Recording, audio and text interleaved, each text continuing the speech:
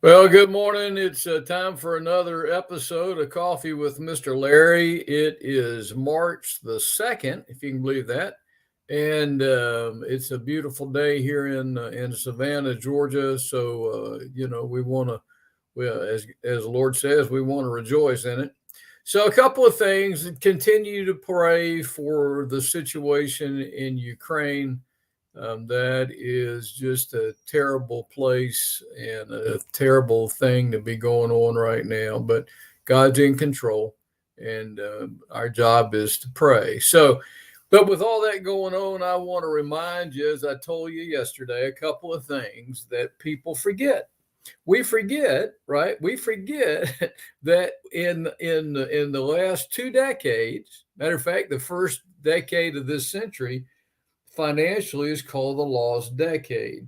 In that first 10 years of this century, we forgot that the stock market crashed twice and cut the 50% off of the investment of many stockholders. So we look at the market today and it's up and down and up and down, but it's way up compared to 5 years ago or 3 years ago.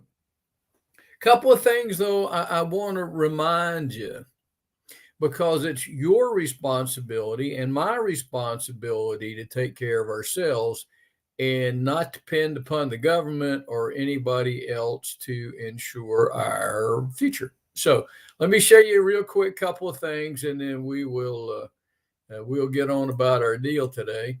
So oops, I guess I can't do it that way. We'll go this way. We'll go this way. So three quick lessons. Lesson number one is when you look inside your retirement account. Now, if you've got a pension, God bless you.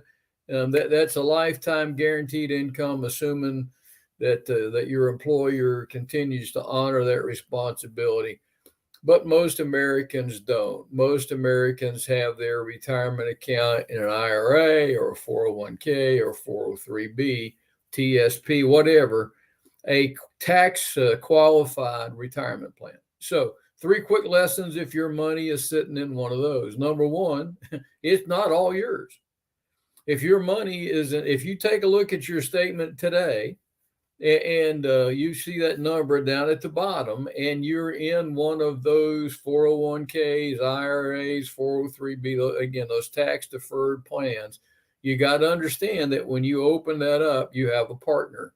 That partner is the IRS, and they're going to get their share. And they're going to get that money when you take it out at the tax rate that you will be then. So just remember, this country that we live in is $30 trillion in debt and climbing. And sooner or later, we're going to have to pay that piper. And we know the tax rates are going up in a couple of years because of the new tax law that put in by the last president will sunset. So it's probably not all yours. The second thing I want you to see in all of this is lesson number two. It is that paper wealth is different than real wealth. Again, you can look at that account today and you see, oh gosh, that's great. I've got all this money sitting here. Well, that's today. You don't get that money. That increase is not realized until you cash it in.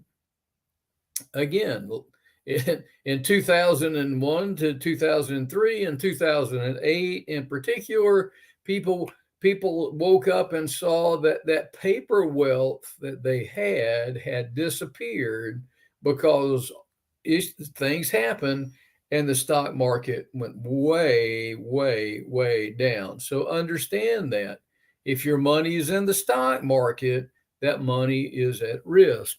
The third quick thing for you to remember is your banker or the stock market is not your friend. They're in, you may play golf every week with them, but they're not your friend. They're there to be, they're business people and they're there to make money. a matter of fact, I guess it was Mark Twain who said, with a great quote about bankers, it says, a banker is a fellow who lends you his umbrella when the sun is shining, but wants it back the minute it begins to rain.